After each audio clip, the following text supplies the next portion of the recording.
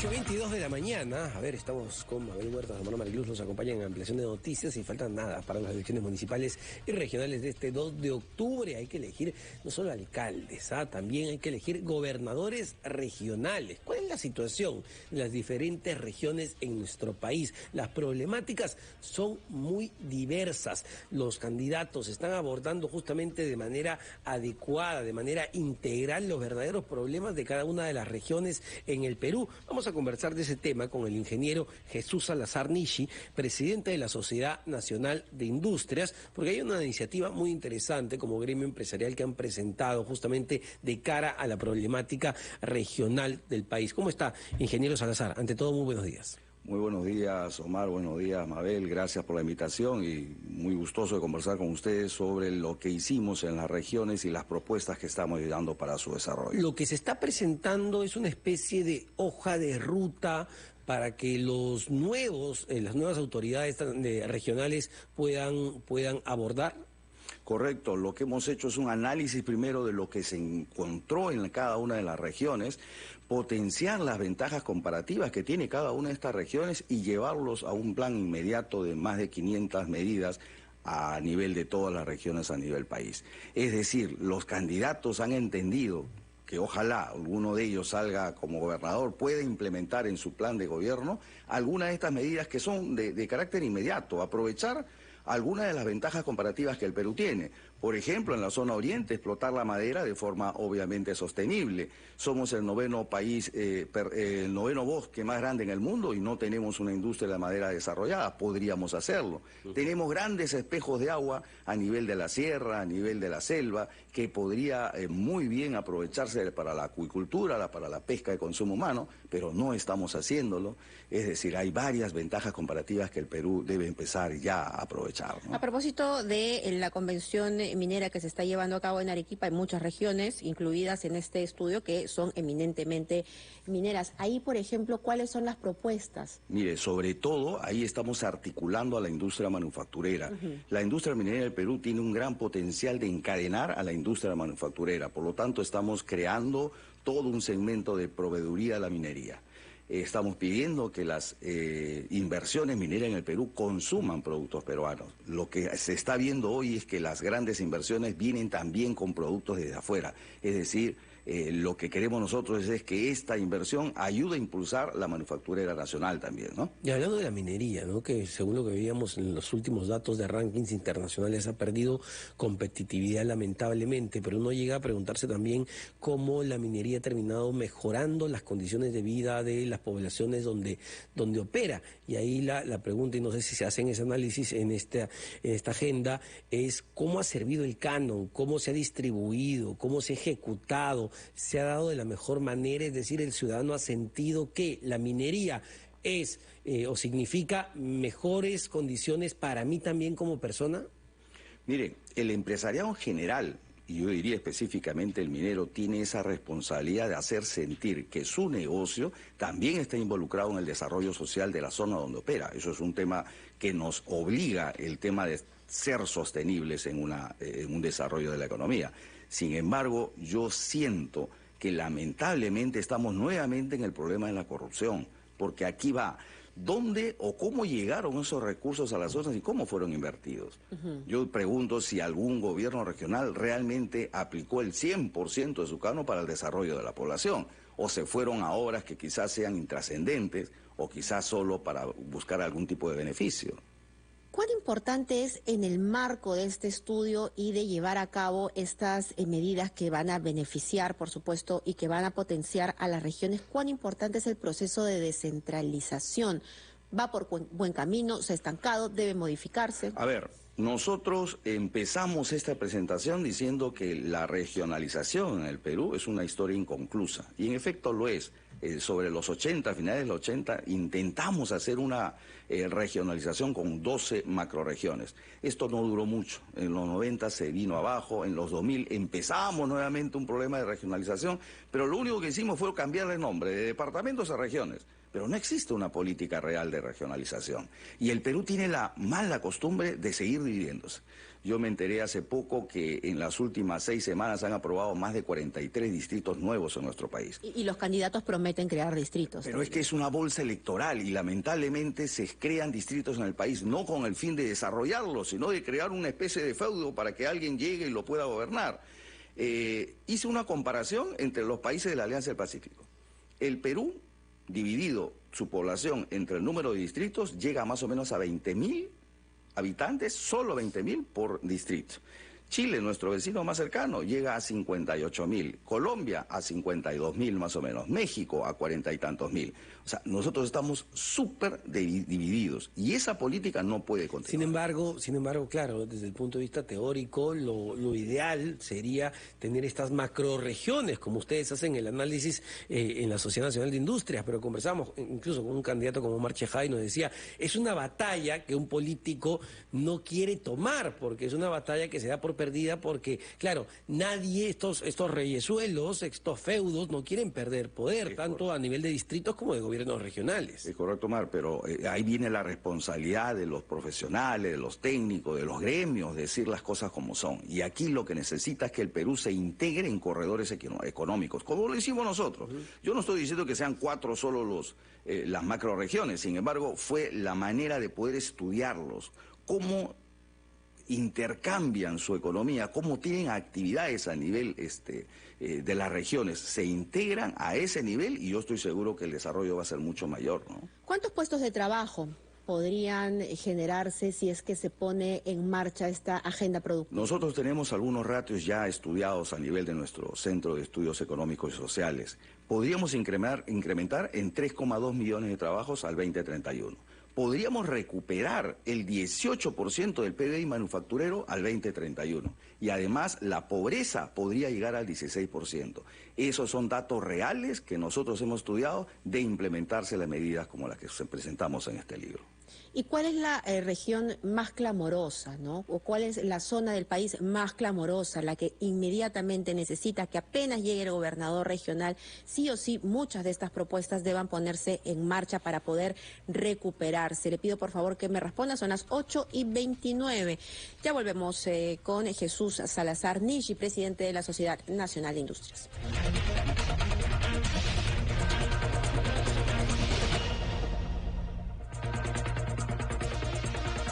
La Sociedad Nacional de Industrias finalmente y luego de un estudio de campo que lo ha realizado durante un par de años, me parece, si no es más, ha publicado una agenda productiva macro regional. Son cerca de 500 medidas que han compartido inclusive con los candidatos a los diferentes gobiernos regionales y por ello estamos conversando con el ingeniero Jesús Salazar, presidente de la Sociedad Nacional de Industrias. Ellos han hecho un análisis, ¿no?, de acuerdo a las macroregiones de la situación de cada uno de estos lugares. Y yo le preguntaba, ingeniero, ¿cuál era el caso más clamoroso, la región más que necesitaba de que de cualquier manera, desde el gobierno central o regional, haya un impulso bastante fuerte? Correcto, nos llamó mucho la atención, por ejemplo, encontrar a Huancavelica con más del 95% de informalidad laboral.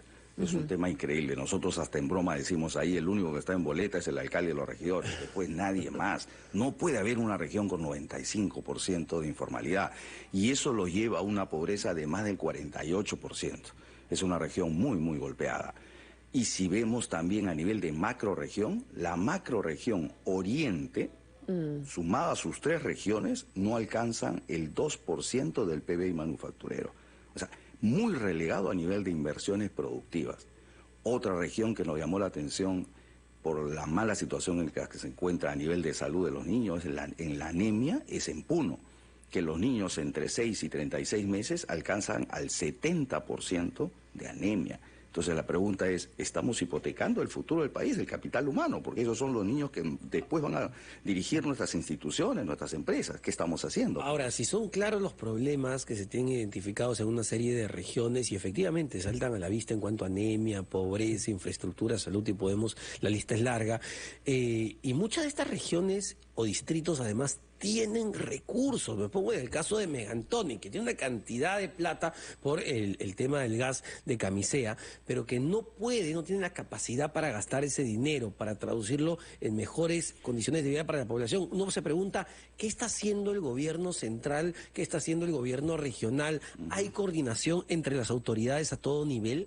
No, lo que nosotros hemos visto es que las regiones, bueno, empecemos desde el país, no hay una visión. No hay una visión de largo plazo. Las regiones no saben a dónde caminan. Cuando se hace una pregunta de qué proyectos o qué horas tiene para ejecutarse a los candidatos, te sacan una lista de obras. Y si tú no le preguntas, ¿y para qué quiere esas obras? No se sabe. Yo lo que creo es que un candidato debería decir, mi visión de región al 2050 es tal, quiero llevar a mi región a este punto. Y para eso necesito hacer 5 proyectos, 4 obras, 2 puentes, no sé, pero tendría que haber una consecuencia, una idea de hacia dónde camina. Esa visión de largo plazo no existe. Además, es cierto, el Perú no es que le falte recursos.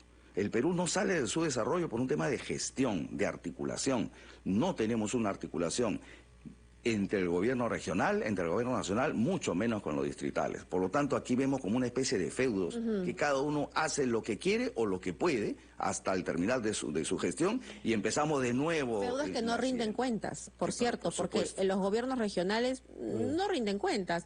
Ahora, por el contrario, casos de éxito o relativo éxito y los factores que contribuyen a ese éxito, ¿en qué regiones se encontrado? Hay uno que deberíamos centrar el foco y debería ser un caso de éxito de análisis para saber cómo replicarlo en las otras regiones y siempre lo presento como ese modelo. Ica. La región Ica hoy es la menos pobre. Solo 6.6% de pobreza. Solo 6.6% de pobreza. Usted va a Ica y pone un negocio y quiere contratar gente, le va a costar muchísimo conseguirlo. Porque en Ica el sueldo promedio más alto del país lo tiene Ica. La informalidad, una de las más bajas, la tiene Ica. Y la pregunta es ¿por qué? La agroexportación. Por la agroexportación. Pero ¿de dónde vino ese impulso? Por aplicar una medida, una política sectorial, que es lo que viene reclamando la Sociedad de Industrias hace muchos años. La industria en el Perú se le ha visto como un tema transversal, como un todo, y no es así. Hay que verlo por sectores. Pero esa bonanza económica que tiene Ica y que además, de alguna manera beneficia a otras regiones como Huancavelica, porque muchos trabajadores van de Huancavelica a Ica a trabajar, termina realmente, digamos, irradiando a todos de manera similar, porque vemos que hay protestas, vemos que hay empresarios que sí están muy bien, pero quizá la población está ganando el sueldo mínimo. Mire, yo no creo que sea el modelo ideal, sin embargo, hay razones suficientes para entender que están en buen camino. Bajar la pobreza a 6.6% en una región que es la menos pobre de todo el país es una muestra de que algo bueno se está haciendo. El que el sueldo promedio del trabajador sea el más alto del Perú es porque algo bueno se está haciendo. Ahora, ¿hay que hacer correcciones? Yo me imagino que sí. Pero nuevamente, ¿de qué devino o cómo devino ese resultado? Por aplicar una política sectorial. Imagínense que aplicáramos políticas sectoriales para textil, para calzado, para metalmecánica, para plásticos, es decir, analizar cómo impulsar el sector. Yo les aseguro que tendríamos varios ICAs. Mirando el potencial de cada región, aplicar una política sectorial. Y para eso es nuestra agenda. Identificar dónde hacer inversiones productivas para potenciar a las regiones, ¿no? Pero esto no solamente compete a los gobiernos regionales, sino también a quienes hacen las leyes, al Congreso de la República. ¿Ustedes han introducido esta información en el Congreso y están dispuestos a acogerla? Sí, miren, tuvimos la reunión con la expresidenta del Congreso, acogió muy bien la propuesta, ya estábamos por presentarlo a los congresistas en un foro que íbamos a hacer. Espero que el nuevo presidente lo continúe, porque deben saber hacia dónde caminar también las legislaciones. El Perú necesita potenciar sus ventajas comparativas. 3.200 kilómetros de mar peruano y no son explotados. Nuestros vecinos del norte y del sur saben explotarlo. Necesitamos mirar hacia donde somos fuertes. Muy bien, muchísimas gracias al ingeniero Jesús Salazar, presidente de la Sociedad Nacional de Industrias. Y vamos a ver finalmente si es que quienes ahora asumen el próximo año los gobiernos regionales toman en cuenta y con seriedad, más bien alguna palabra final, un mensaje para los candidatos. Sí, como le dijimos en las presentaciones de los libros a los candidatos, la Sociedad Nacional de Industrias no termina su labor presentando el libro. Este es el inicio de todo un trabajo que vamos a hacer a largo plazo. Vamos a acompañar a los nuevos gobernadores a aplicar estas medidas, estas 585 medidas de reactivación productiva en las regiones van a ser acompañadas por nosotros. Y entendemos que usted ha cumplido ya 100 días en el cargo, un cargo importante, un gremio empresarial representativo. ¿Qué se ha logrado y en qué entorno además se ha manejado? Porque, digamos, la coyuntura política interna es muy compleja. Es correcto, hemos logrado muchas cosas en estos primeros 100 días. Por ejemplo, mucho de lo que se dice en Impulso, en el programa Impulso Perú del Ministerio de la Economía, han sido propuestas nuestras. Se han conformado 3 mesas sectoriales nuevas de trabajo, mesas ejecutivas en el Ministerio de Economía. Hemos lanzado el programa Alimenta Perú como apoyo social a las ollas comunes. Estamos trabajando en la plataforma peruana para una economía circular, Perú Circular, somos líderes de esta plataforma. Estamos trabajando en proyectos de ley que ya han sido acogidos por el Parlamento. Yo creo que el trabajo que estamos haciendo marca una diferencia respecto al rol gremial. Yo lo dije al iniciar esta gestión, los empresarios ya no podemos hablar de cuerdas separadas, necesitamos participar de forma activa de la política nacional y lo que estamos haciendo es eso, estar presentes a nivel de todo el país con propuestas de desarrollo económico. Proactivos y comprometidos. Muchísimas gracias, ingeniero. Son las 8:45.